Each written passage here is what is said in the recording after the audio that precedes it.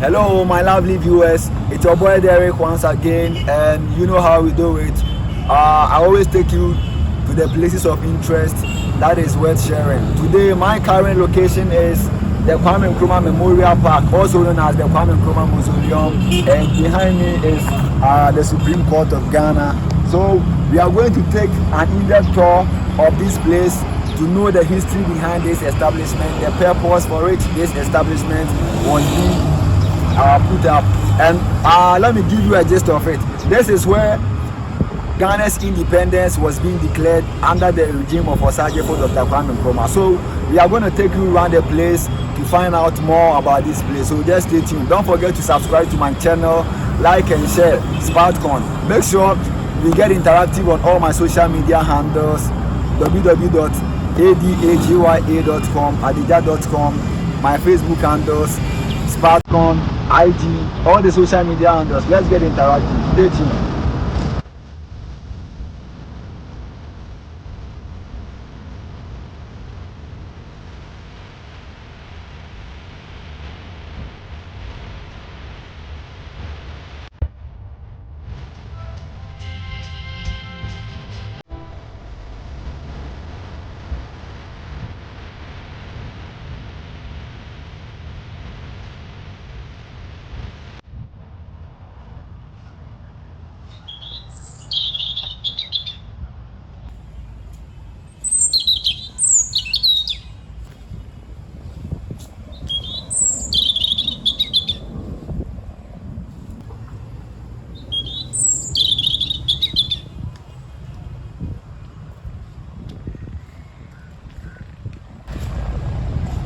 Alright guys, so like I said earlier, I'm at the Kwame Nkrumah Memorial Park, and I have Madam Ivy here who will be taking us through touring this place. So Madam, good morning.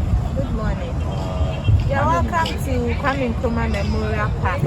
My name is Ivy, and this park was built in 1992 in honor of our first president, Dr Kwame Nkrumah. He was born 21st September 1939. He died 27th April 1972. He died of prostate cancer. Dr. Nkrumah was the only child to the mother, Madam Elizabeth Nyanba. And after his education in Ghana as a teacher, he actually trained at Prince of Wales Training College, now at Motor School. And from there, he had a scholarship to Lincoln University in the States. He continued to London School of Economics and later came back to Ghana on an invitation to help fight for our independence. He joined a group of 5 men, with him making 6, and referred to them as the Big Six. But later on, Dr. Nkrumah separated from them, formed his own party, because he was of the view that independence should be now, and they said in the next possible time. So he formed his party, CP, Convention People's Party. In 1950, he declared a positive action against our colonial masters, the British. And positive action means self-government. To free us from colonial rule, he was arrested and imprisoned. Whilst in prison, there was a general election. He contested and he won. So he was released after spending 1 year, 2 months. And when he came out, they made him leader of government business. 6th of March 1957, he stood on this park, formerly known as Polo Grounds, where the British used to play the game polo. Even though he declared in 1957, he was not made president because the governor was still around, the British. So 1st July 1960, he was sworn in as president of the republic. So after the independence, he was acting as the prime minister. Yes. So 1st July 1960, he was made president. He was sworn in as president of the republic. 1960, 1st July. So since then, every 1st July in Ghana became a Republic Day. Until 5 years ago, when the current government thought it wise that the 6 of them should be celebrated, all should be celebrated. So we call that the Founders Day, which is 4th of every August. So every 4th August in Ghana now is Founders Day. To honor all the 6. Yes, to honor all the 6. Yeah. So also in 1966, Dr. Nkrumah was on a visit on a peace mission to Vietnam. and he made a transit in China, and that was why he heard there was a coup and a substance. He never came back, but diverted to Guinea Conakry. Yes, and in Guinea they made him a co-president. And before that, in 1957, Dr. Nkrumah married an Egyptian woman, Madame Fatia, the latter part. So they had 3 children. And before Madame Fatia, Dr. Nkrumah had a son with a Ghanaian woman. Yes, no. So in all, Dr. Nkrumah had 4 children. The first is Professor Francis, and he's a medical doctor retired in Ghana. He's now old. Gamel is a journalist in Egypt. Samia, the only daughter, also a journalist by profession, formerly of Italy. And in 2008, she was in Ghana and she stood as a parliamentarian and won. But currently, she lost her seat.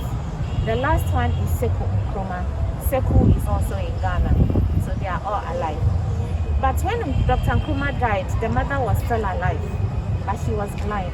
A few years later, she also passed, and she died at 102. So the park is divided into 3 sections. We have the fountain, the mausoleum being the burial place, and the museum.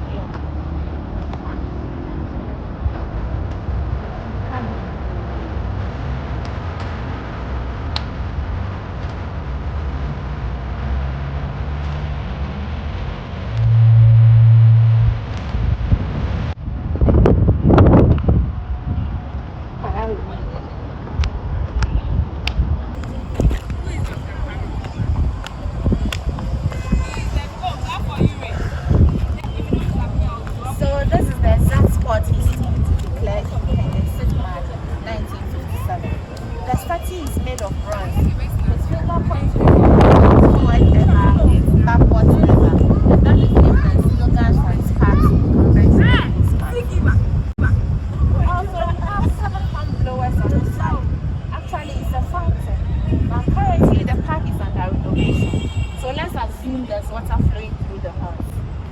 We have 7 on each side, and the figure 7 stands for perfection. We are blowing to announce the death of Dr. Nkrumah. We know water to be life, so we say even though Dr. Nkrumah is dead, he's still alive. And down there also is a drummer and a guitarist. They are all playing, welcoming you to the park. The white building across the street was our old Parliament House. It now serves as the offices of human rights and administrative justice. This one, not this one.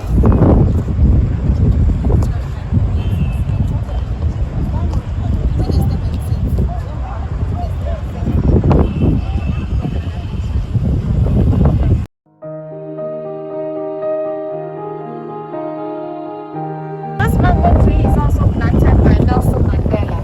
Just after its release in 1991, came to Ghana and planted it. It's very juicy, bears fruit. So we are describing this mausoleum. It looks like a big tree cut short, otherwise a truncated tree, signifying the uncompleted work of Dr. Nkrumah.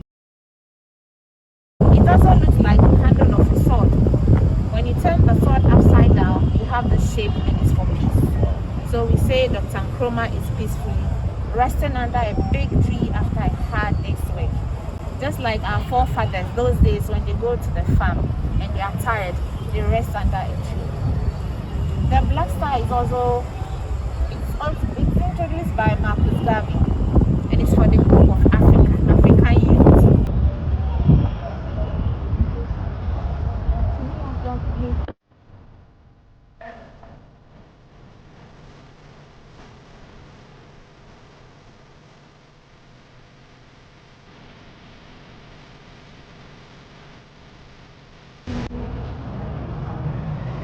So this is the third and final burial of Dr. Nkrumah. The first 2 places, that's Guinea Conakry and Nkrofo, it was laid in state for public view. And after 20 years, they realized the body was deteriorating. So when this place was completed in 1992, the remains were transferred from the original metal casket to a wooden one and buried here. And due to the coup, Madame Fatia and Dr. Nkrumah separated. Not in terms of marriage, but for security reasons. So on her sickbed, she made a will to be buried by the husband. She died 2007. She was brought to buried.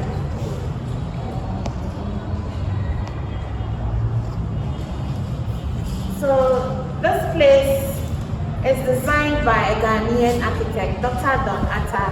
built by the Chinese with Italian marbles. So we're saying this is the third barrier. Was he buried? Yeah. I said the first one was in Guinea, but not buried and sold. The second, after 3 months in Guinea, it was brought to home because the mother was alive. So that place it was not buried like this, just a legal casket for 20 years. So in the 20th year, that was when they realized the body was going back.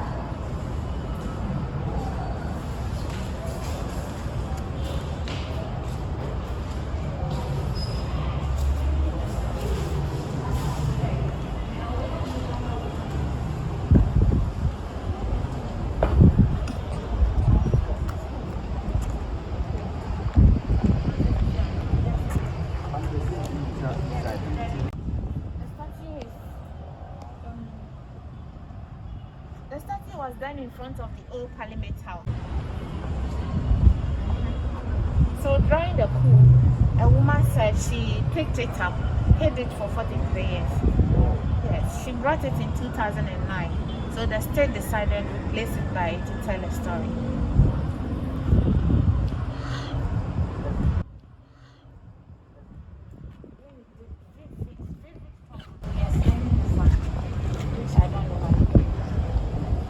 So we have some drawings on the wall. They look Egyptian, but they have Ghanaian meanings. The bird resting on the head is an eagle. It's an eagle. We know the eagle to be a very strong bird. So together we say unity is strength. And on the far left is a man with a staff. It signifies authority or power. And on the far right, a woman with an egg in the palm. And it signifies she comparing power to the egg, how fragile it is. When the power gets out of hand, you can't take it back, just like the egg. When it falls and breaks, you can't. Then also we have some men beating drums, holding calabashes, and blowing horns, all depicting the various cultures we have in Ghana. We have 16 regions with diverse cultures. Also the Sankofa bird, the bird with the head turned opposite, is called Sankofa. And Sankofa literally means going back to our roots. We believe we have our brothers and sisters in the diaspora, and we should not forget about them. Occasions like Pan Affairs, Emancipation, we see them. Then also the other symbol, like a times, is called Nyamibewu and San. It literally means God will die before I die. We know God never dies, so the adage goes, Nkrumah never dies. So in the museum, we have some of Dr. Nkrumah's used items, such as the casket in which he was laid for 20 years, his presidential desk. He wrote 14 books, the piano he played during his presidency, his dressing mirror, a set of furniture he used, and pictures of various dignitaries like J.F. Kennedy, danced with the of England and others. So this brings us to the end of our tour. Thanks so much for having us. We really appreciate it. Come and see you some other time. Guys, so all we want to say is just come down to Africa, man. Africa is really interesting. We have a lot of information, nice attractions, a whole lot. And you know, Ghana is the center of Pan-Africanism. So just come over and then let's discover our roots. So thanks for watching this video. Kindly subscribe and then let's share to reach a larger audience. Thank you.